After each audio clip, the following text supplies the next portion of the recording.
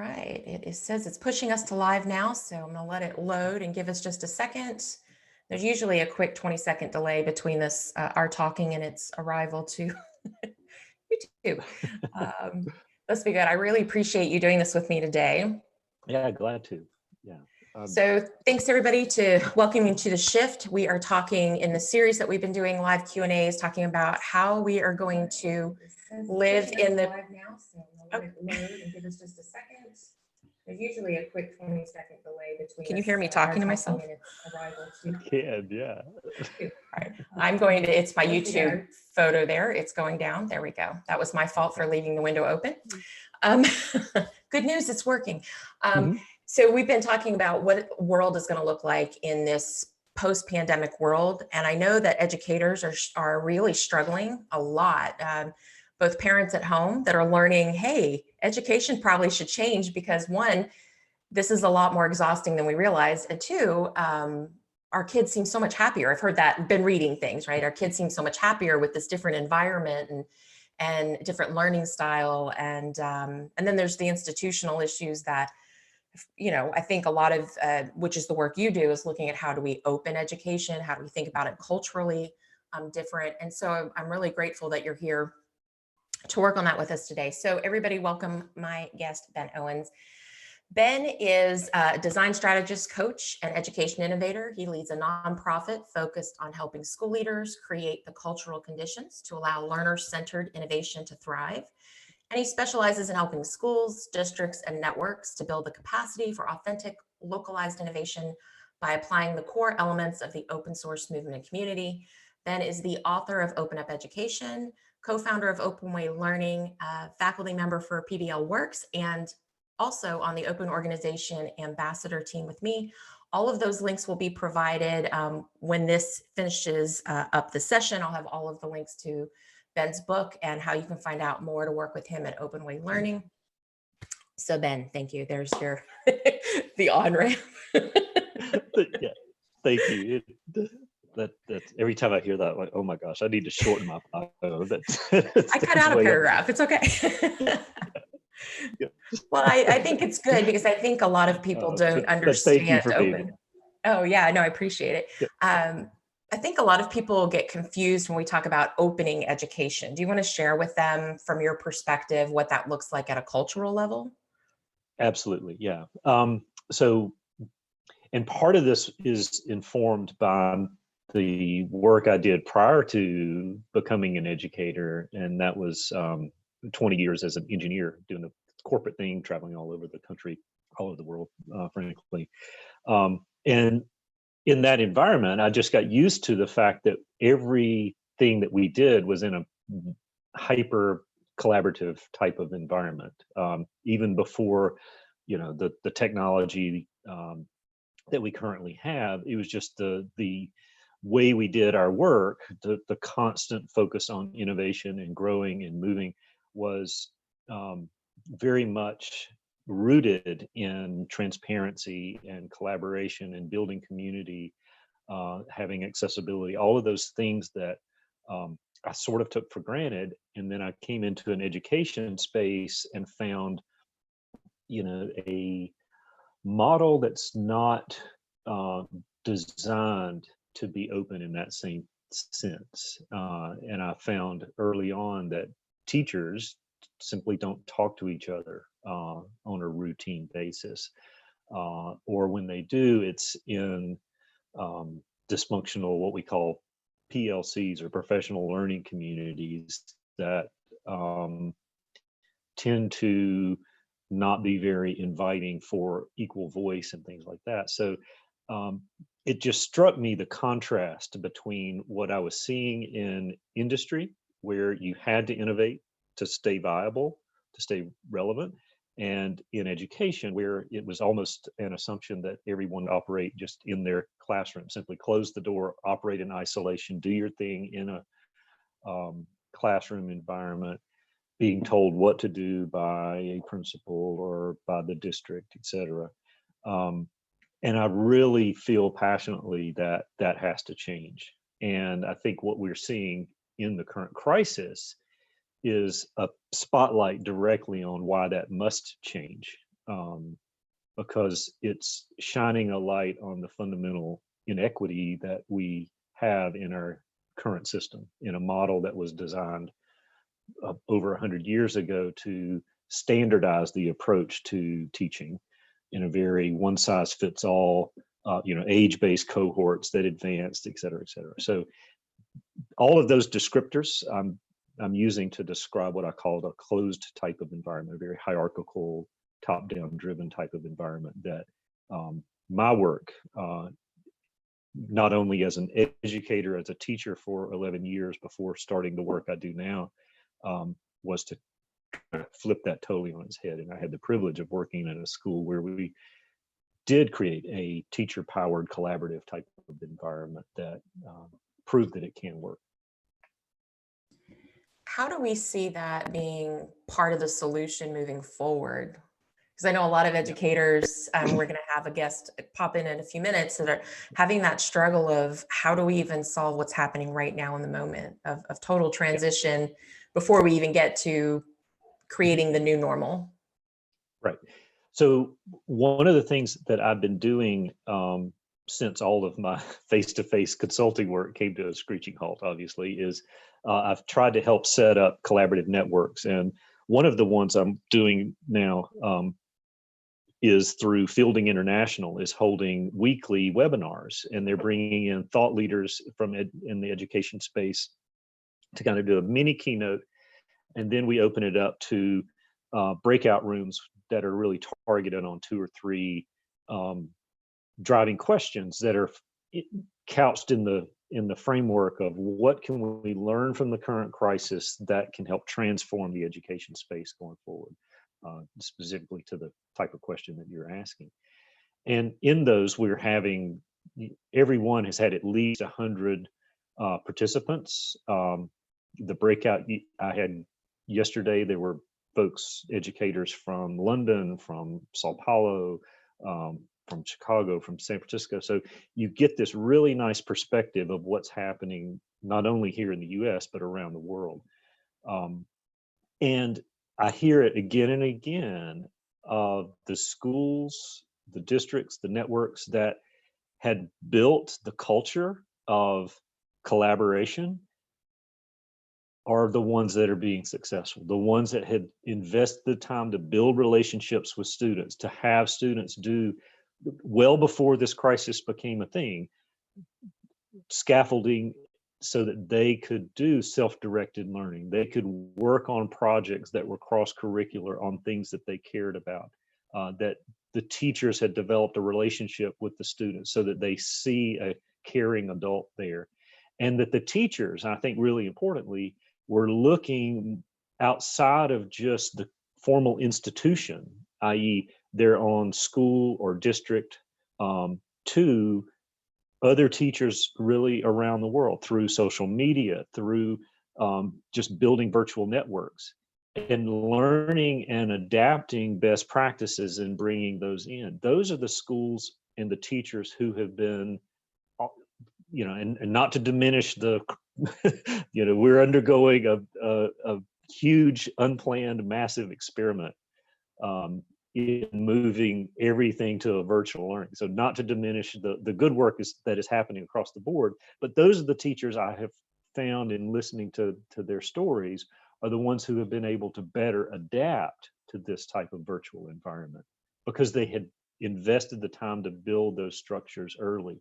The ones I'm hearing struggle, and that struggle can range from, oh, the students aren't doing the work, or we're not able to reach our students, or the students are complaining that it's not fun, are the ones who are essentially trying to replicate, and I really think this is a bad idea in general, but trying to replicate a brick and mortar traditional environment in a virtual setting. It's just not going to work. And I think we're seeing evidence of that.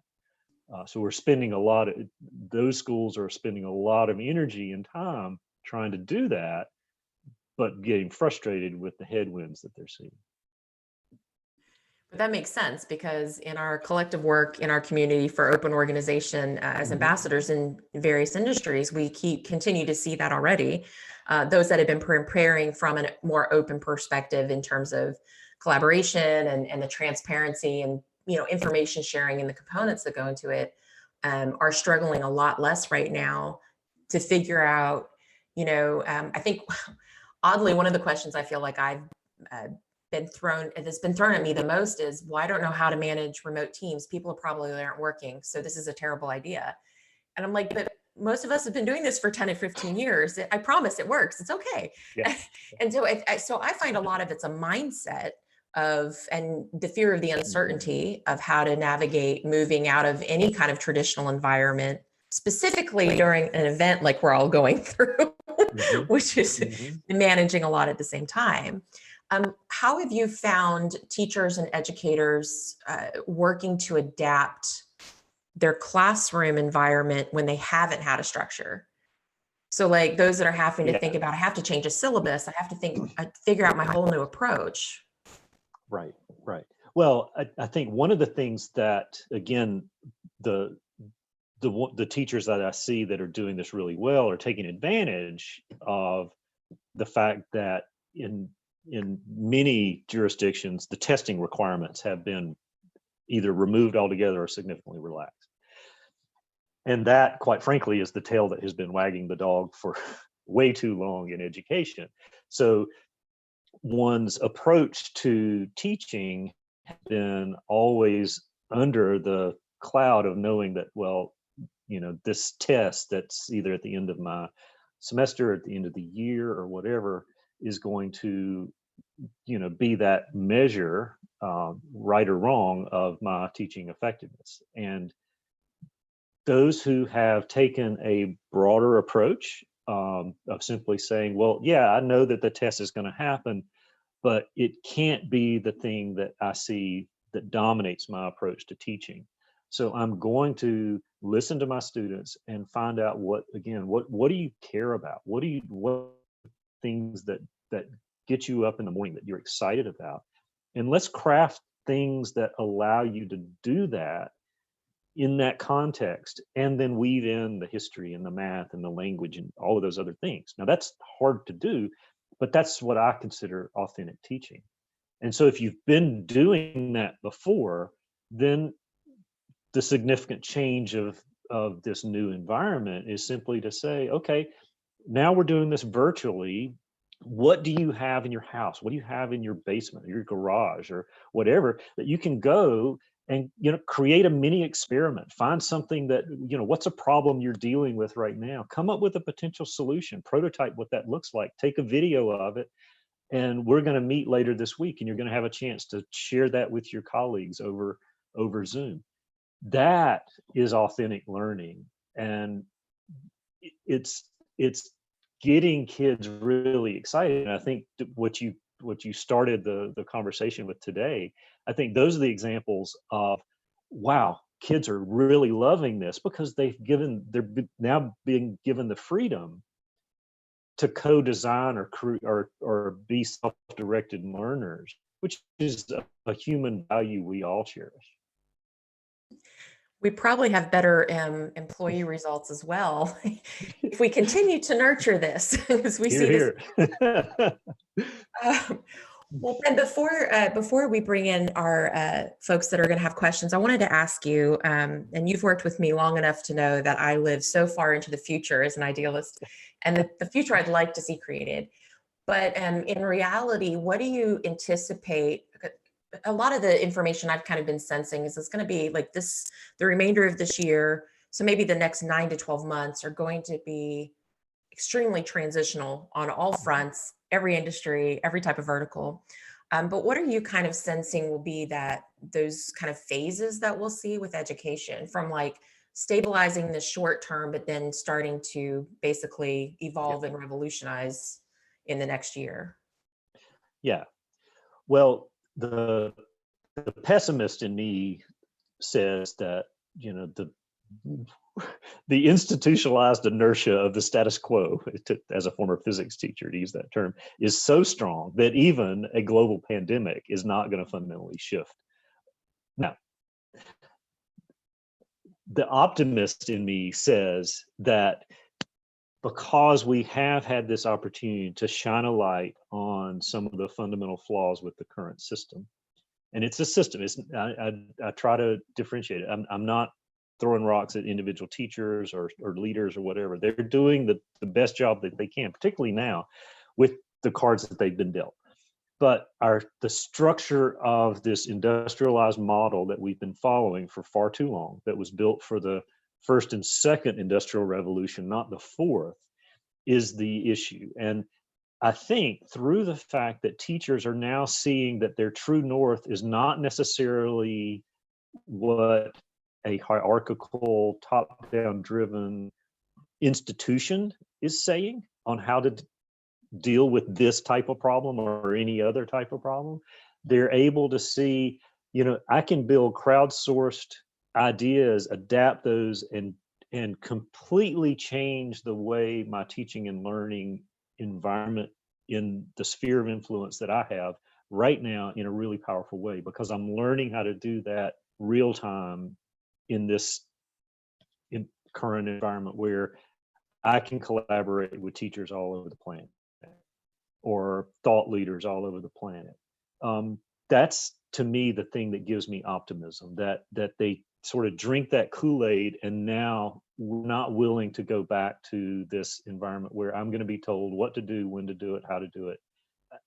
I think they're going to see that empowerment, especially when it translates into the type of self-directed, really engaging learning that students are doing. That, I think that's and I would submit that there are students right now, probably eighth graders, who are better positioned, who know as much or more than some of our positional leaders in the education hierarchy, because this is the environment that they've grown up with, that they're used to, and that they're kind of like, okay, we can roll with this.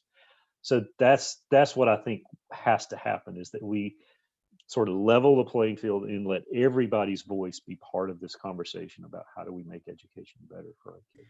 Totally plays in. I'm clapping over here because that totally plays into all the work we talk about in openness and creating a more open, collaborative, and inclusive world is having things that are human-centric, citizen-centric, student-centric, like really thinking about what the center of that mini universe is, and then opening that discussion versus we've been out of alignment for so long, to your point, is speed of innovation has traveled and gotten us in this revolution, the fourth, industry that we're in now, versus still trying to manage people and teach people like it's, 1880, and it doesn't work. So, so absolutely. Well, I asked someone to join us today. She's been a friend of mine for the last year. She's a professor in business and marketing, and she and I've had many conversations about this kind of the struggle that I think so many educators are facing is, what now? Like, it's great, we have a Zoom room. Okay, now what?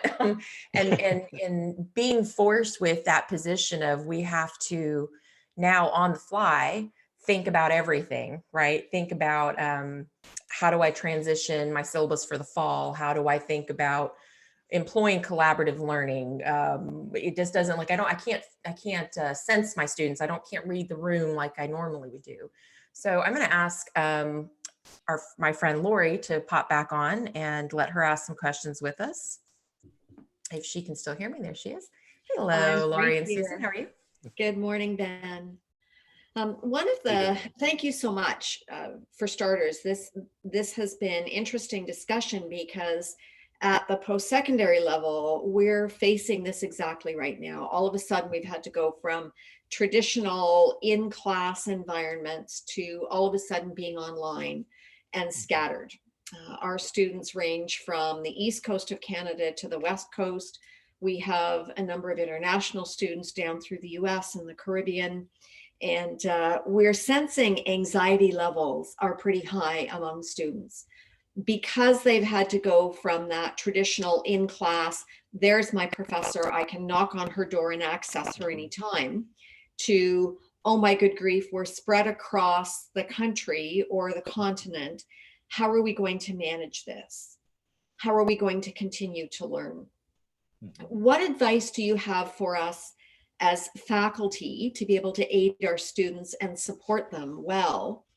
And then what advice do you have for us, for example, as a business department? My colleague Susan Van Wielden is with me right now. We both teach in the business program at Redeemer. And we were talking yesterday, do we draw our department together and try and adopt a cohesive approach to the way we're going to roll out potentially online courses in the fall? So those are my two questions, I guess. How can we help manage the anxiety levels of our students and bring them along in their learning? And then how can we as a department come together and shape a business program that will support this kind of learning over the next few months? Sure. Yeah. Well, let me just, with a disclaimer, say my expertise is obviously in the K-12 space.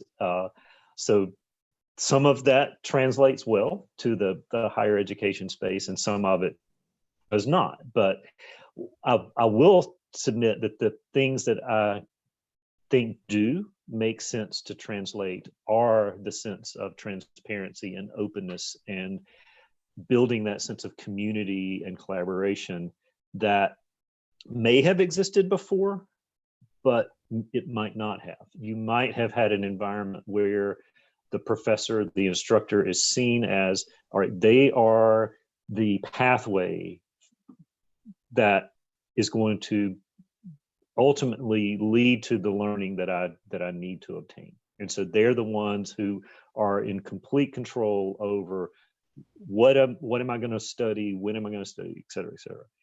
So perhaps if we consider an environment that says to students, we want you to build this community, we want you to collaborate together, we want you to de-silo this process so that you're learning about the key things that we are emphasizing through these various courses, but it's in the context of things you care about, things that are meaningful to you, things that allow you to develop relationships perhaps with your fellow students, with other members of the broader community, and in that process, make the learning truly impactful, relevant, and real to them in a way that perhaps we have not been doing in the past. I know, for example, that's something that I see a lot of in particularly in my background in science, technology, engineering, math in the K-12 space is unfortunately we make that learning so siloed, so abstract, so disconnected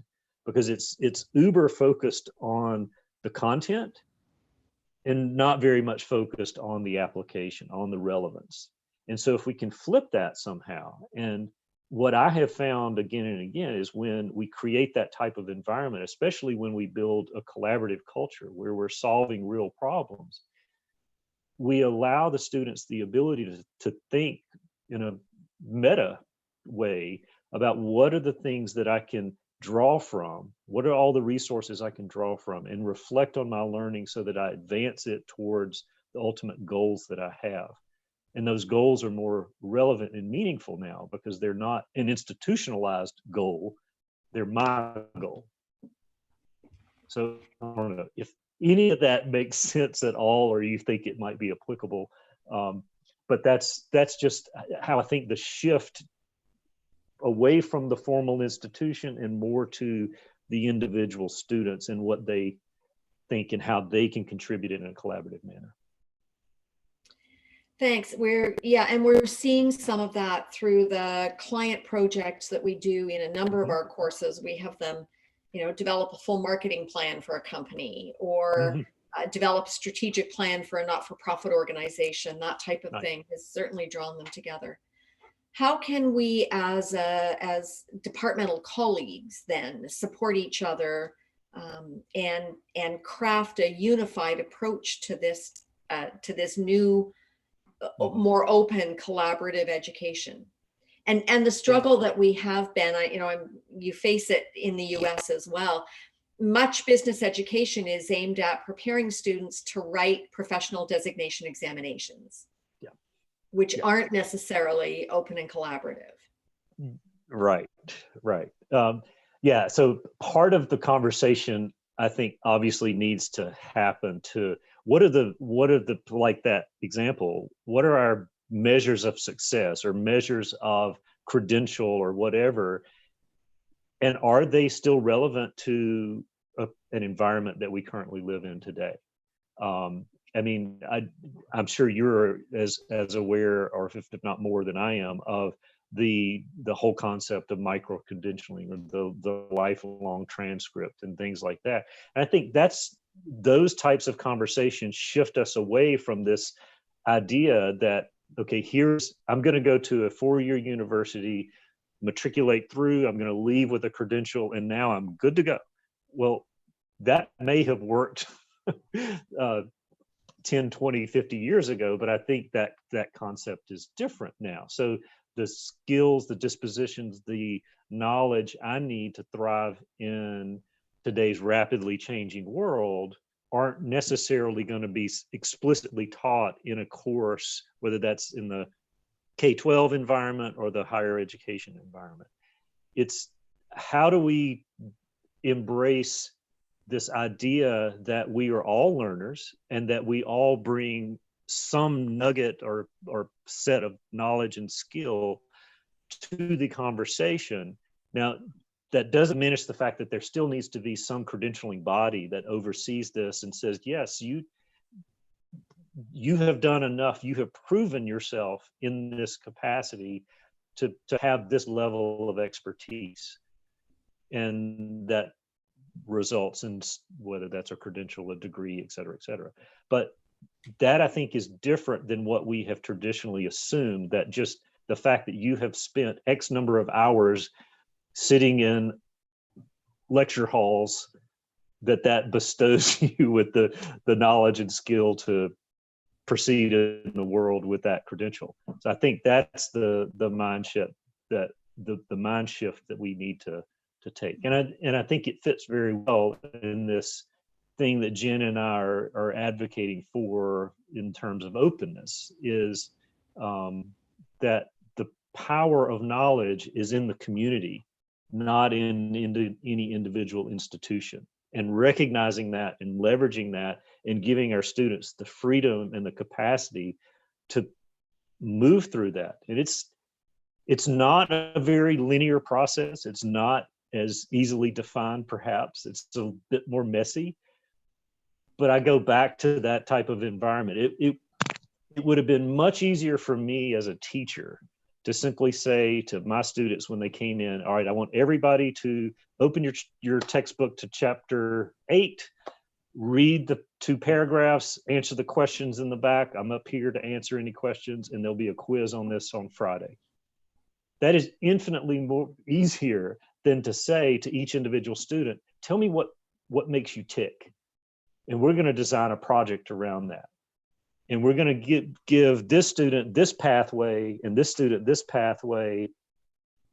And the measure of success might be different or whatever, but I'm willing to have that messy flexibility because it gives that student ownership and the ability to dive deeper into their seeking the knowledge that they want to obtain for them, not for someone else.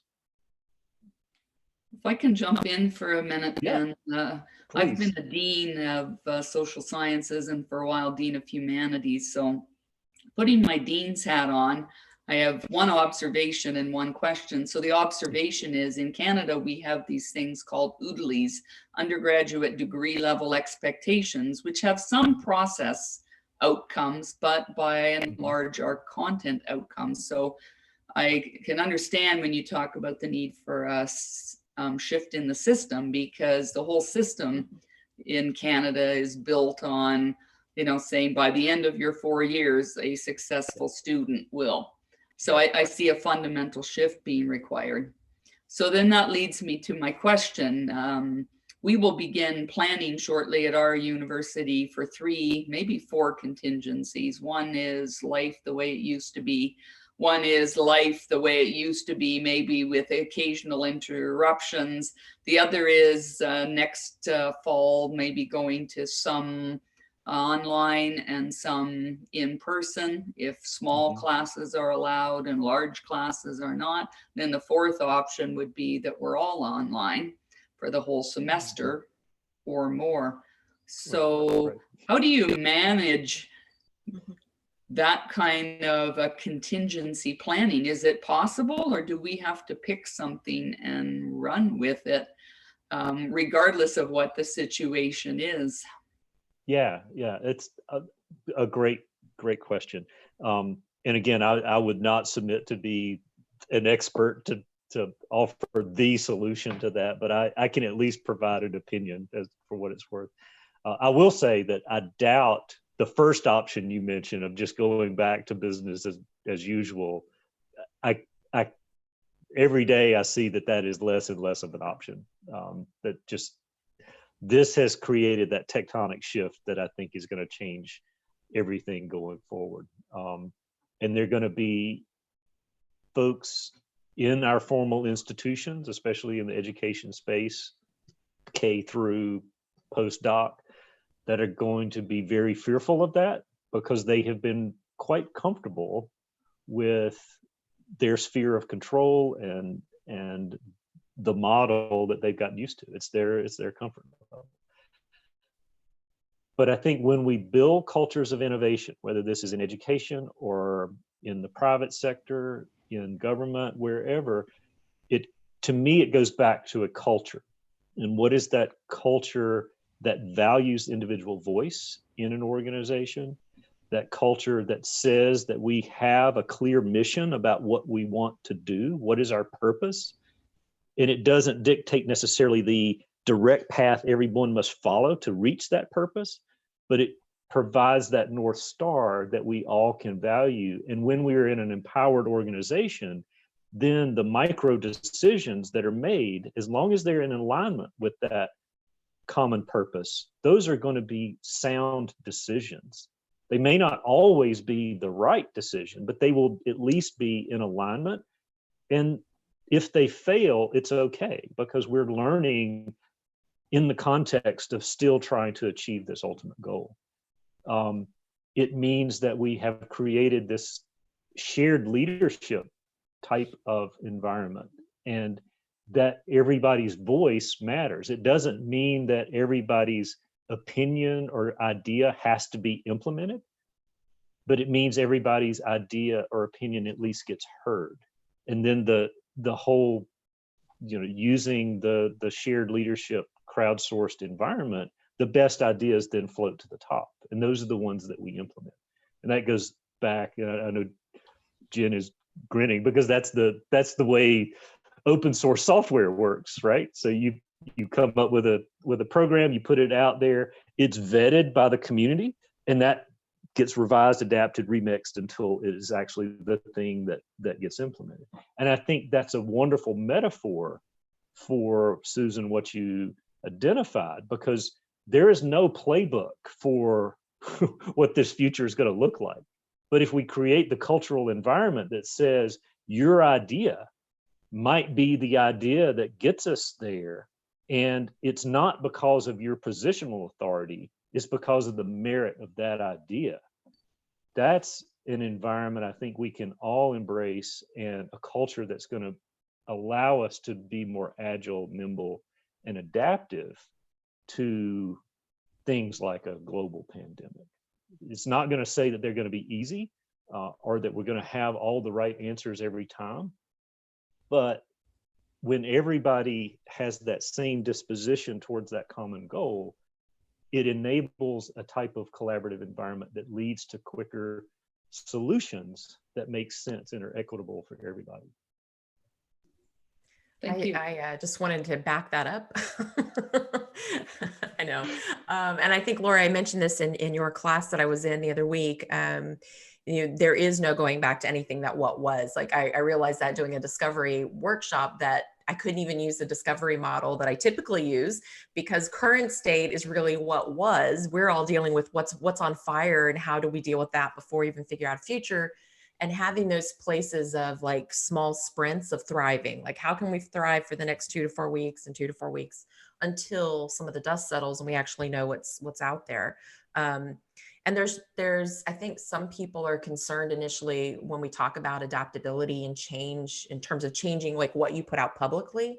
that any iteration then may look like you didn't have it right, or there's some measure of weakness. Like, hear that from leaders in my work. Instead of understanding that adaptability and transparency of releasing early and often, testing it, bringing it back, iterating, coming back out, is a healthier place, because it is more organic. It does have everybody's involvement. And it continues to grow and be what it needs to be in that moment. So you're not constantly having to go back to recreate your wheel. It's just that ever evolving organic thing at this point, and allows you to change it a little bit. It'll be interesting to see how that can be addressed within education itself. But from a mindset perspective, that transparency and adaptability component is often an interesting dance for leaders at first, because it feels like we look like we don't know what we're doing, but really it's just, it's leading in the moment and meeting everybody where they are in the moment, and then tweaking it and putting it right back out, and to keep going, which also is a beautiful learning lesson for everybody engaged in that process. So, yeah.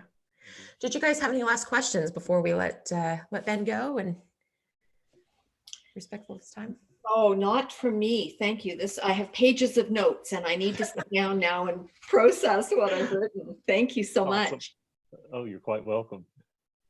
Quite welcome. Well, Ben, thank you so much for your time today. I know that you stay busy. Normally you're on the road, but like everybody else on the planet right now, you're sequestered away somewhere beautiful in North Carolina. I've seen pictures, so I can attest to it.